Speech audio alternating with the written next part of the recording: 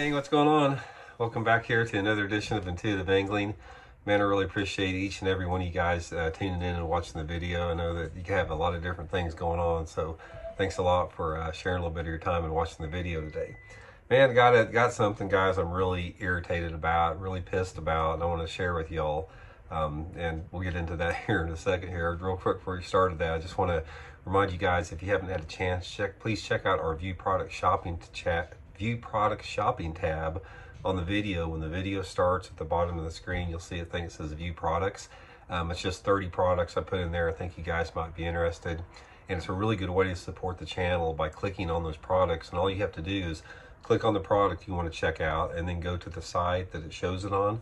And the channel gets 20 cents every time you click twice and go to the site. They changed it. It used to be you had to click once, but now you got to click twice. So much appreciated your support with that. Okay, guys, here's what the deal is I'm really pissed off about. You guys know that watch the channel here. You guys know I talk about environmental issues quite a bit because if you love to fish and if you love to hunt and if you love the outdoors, it's simply in your best interest to be aware of these issues, because every one of these issues can potentially threaten the future of the sports you love, fishing, hunting, camping, whatever like that. So I think as most people that watch this channel, we tend to be outdoor minded people, and it's very important that we become aware of this stuff where it comes up.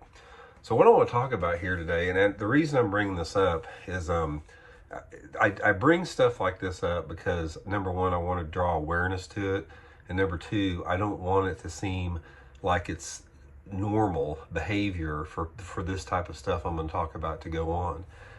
Yesterday, I had to go down to Joplin, Missouri, down to my mom and dad's house to help take care of it down there, and I had to run a bunch of errands around Joplin, after I got done with that. And I grew up in Joplin, guys. I was born there in 1961. I grew up in my whole life there, lived there most of my whole life.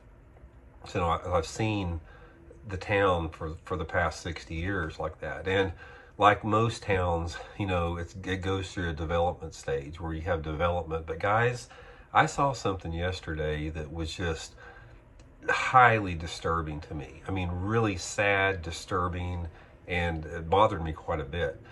So I had to go on two different sides of town. And on one side of the town, this has been going on for a couple months now, but a developer bought up probably a 500-acre tract of forest over there. Just beautiful wildlife habitat. I used to see deer and turkey constantly for 50 years driving past there. Beautiful area, just right there on the south side of town there, right next to, part of the range line, which is a main street. Some developer came in there, bulldozed down it looks like 300 to 500 acres to me, bulldozed it down flat, took every freaking tree out, everything like that, and basically put it up for sale for commercial development. Basically just raped 500 acres for short-term profit for them. So that's been going on. But the other thing that really bothered me is on the other side of town, on the north end of town, there's a stretch of town just on sort of like right on the edge of town that you got the busy part of Joplin, then it turns into this, or was this sort of this about 2-mile section of super peaceful, just beautiful trees. I mean, just these rolling fields with gigantic oak trees on them. It went for miles and miles, and a couple of places through there was a couple of super old, estates, like southern estates, where they're having these, I'm talking gigantic freaking oak trees and hickory trees, things that are probably 300, 400, 500-year-old trees, and a couple of super beautiful, like old traditional type houses, along mixed in with this nature area. And for my whole life going to Joplin, every time I drove between this little stretch between Joplin and this next little sister city called Webb City, you'd constantly see wildlife in there. Guys, another one of those greedy damn developers came in there, bought most of that up, and they are clearing that entire section off and putting in like electrical warehouses and a bunch of non-essential crap like that. And one of the things that was super disturbing is one of those estates I'm talking about. This was one of the most beautiful homes I've ever seen, as far as it was set off the road, and it had just like a driveway of these freaking gigantic oak trees, just super stately, just beautiful, blended into nature perfectly.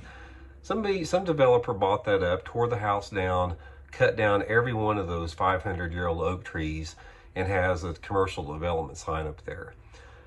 Guys, I have never been so pissed in my life. This is that we've talked about this before, but I have never. Oh, and on top of that, there's one other thing. When I was driving over on the west side of town, there was this one hillside next to the ballpark. I used to play ball on Little League.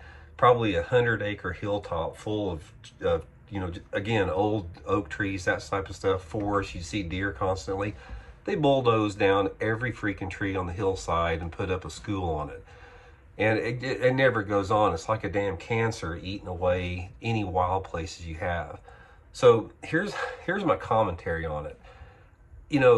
I don't have a lot of respect for developers, because I have never met very many developers that have any foresight or any environmental awareness beyond just making a short-term profit. Now, there may be some out there, but I have yet to meet them. They see any wild places or any undisturbed places are something that they can make profit off of. What are you doing there? Something really funny. What are you gonna say? Can you stop doing this? Okay, I'll be right back, guys. I gotta take a little bit. That guys there, Elijah came out and lightened the situation up. But anyway, what I was saying as far as developers, now I'm not saying that every 100% of the developers are like that, but I have yet to meet a developer that has any environmental awareness. They don't think of anything about going in and chopping down a freaking forest full of 400-year-old oak trees and bulldozing it down flat, putting up a shopping center, and planting a 5-foot tall maple tree where they just cut down a damn oak tree that was here when the Native American Indians were bow hunting underneath it. So what can we do about this? Here's the thing. You guys know, this is just not me. I guarantee your hometown, there's dudes watching this video that says, Randy, the same thing's happening here. It never stops. It's almost like these damn developers are not going to be happy until they bulldoze and cut every dang tree down in this planet and put up a freaking concrete, asphalt parking lot or something. It's just like it never freaking ends. At some point, it has got to stop. This type of unchecked development, and it is unchecked, you put another 100 years on it. I've seen how Joplin has been gobbled up by development over 50 years. Now you put another 100 years on that, you don't have any wild places left. There's not any freaking open area, forest, anything like that has any value to a developer is going to be freaking gone. And all in the meantime, the inner part of town, like the inner city part of Joplin and other towns, they're just going to hell. I mean, it's just like they're crumbling, they're falling apart, the infrastructure's falling apart. All that stuff could be refurbished and they could build in that instead of going out and freaking tearing down every freaking wildlife habitat place that they can get their hands on. Here's what needs to happen. People are going to say, well, Randy, you can't keep people from doing what they want to with their property. We have got a responsibility, guys. We have got a responsibility to leave this planet for our next generation better than we found it. A planet that is sustainable. And it is not sustainable going in and having these developers indiscriminately ripping up 500-acre tracts of woods to put in a dang freaking mall or something like that. That is not sustainable. That is killing our, that's basically, it's killing our grandchildren's future, for short-term profit. So here's how you stop it right there. Okay, these people out there that are selling these tracts of land, most of them are like, it's inherited from, their parents or their grandparents, and these young kids get it and they want to sell it and make a quick buck. Here's what you do. If you have a tract of wildlife habitat, like that's been bulldozed, like I talked about there, the 300 or 400 acre tract of old growth trees over there, you get subsidies. You develop programs that give subsidies and tax breaks and benefits for these people to not sell to developers. And then if they do sell to developers, you hit them with a super hard tax penalty for doing that. We can do this. I mean, shoot, we give mega churches they don't even have to pay any taxes, and they wind up living in $10 million mansions and driving Ferraris as a result. We can do it. That's the whole thing about it. You just have to pass legislation to encourage that type of stuff. We have got to, right now, people are going to say, well, Randy, you got to have development and all that type of stuff. You may have to have that, but you don't have to have unchecked development. You need to have some type of brakes on the system and some type of system in place that protects the wild places.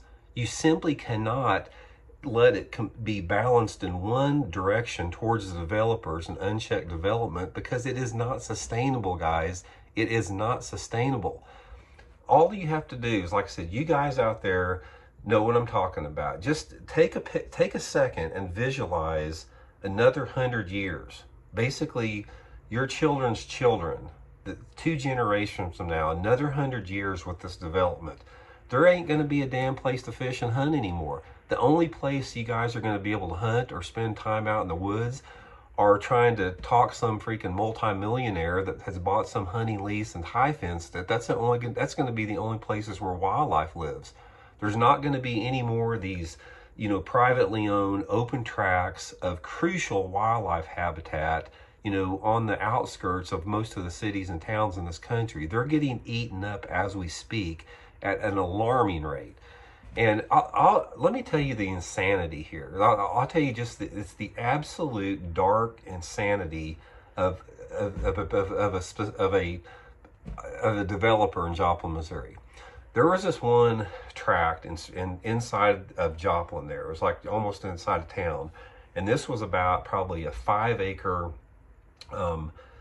private area. It's a private home. And it had one of the most beautiful ponds you've ever seen. It had these gigantic weeping willows over the pond, perfectly manicured. It looked like the dang Garden of Eden. People would drive by. It was by my high school. People would drive by it, and you just took a breath of fresh air when you saw that. Absolutely beautiful. Probably about a 2-acre pond. Just meticulous lawn around it. Just beautiful. I mean, just, big trees around it. Some freaking developer come in there, bought that place out, drained the pond out, filled the pond up, put a freaking Dillon's supermarket over where that place was. Filled the pond up, paved over it with asphalt to make a damn supermarket. Like there wasn't, right across the street, just an open, vacant, rundown building complex over there. So anyway, guys, I'm just freaking pissed. I mean, I could just rail on this forever. It's like, I know there's a lot of people that agree with me, and there's probably some developers that are butthurt over what I'm talking about right now because I'm stepping on their toes. But anyway, I don't care if I piss them off. It's like, I'm sick of it, man. I'm sick of our wild places getting indiscriminately eaten up when we have other options. There's other options. That our inner city infrastructure is falling apart and deteriorating. Those are prime areas that you can build on and not destroy wildlife habitat. And like I said, until we have some type of assistance on the state, local, and federal level that awards people and encourages and incentivizes people not to sell the property to developers, and then penalizes people that do it, that eat up wildlife habitat, it's never going to change. But people say you got to have balance, you can't stop progress. Maybe not, but it is not balanced right now. It's completely tilted on the side of development. The environmental protection side of it is non-existent right now. And if you guys love to fish, if you love to hunt, if you love the outdoors, if you realize how therapeutic nature is, you can't help but not get behind this. We have got to have nature. It's like the human species must have wild places, because there's not a better place to unwind and have a therapeutic effect and a healing aspect of it. Nature is healing. We need that. That's why people gravitate towards parks all the time, even in the middle of the cities. We need that healing aspect of nature.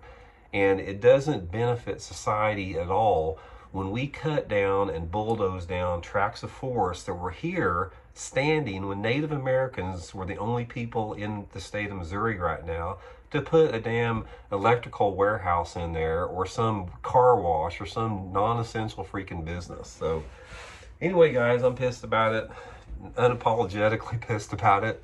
I just wanted to pass that along. Like I said, it's connected to what we talk about here on the channel, fishing. And like I said, if I can just make people think, or make people, you know, give it a second thought, then it's worth it down the road. So, like I said, one of these days, there just ain't going to be nothing left, man. This country is going to be a damn concrete jungle if we don't do something about it. And you guys can call me an alarmist, you guys can call me a nut job and a freaking, you know, tree hugger. I am a tree hugger, unapologetically. I am a proud tree hugger, because to me, there's more value in a damn tree than there is a freaking asphalt parking lot. So anyway, guys, that's my 2 cents worth. Thanks for checking me out. Thanks for, you know, hearing me rant a little bit. Hope you guys are doing good, and we'll see you later.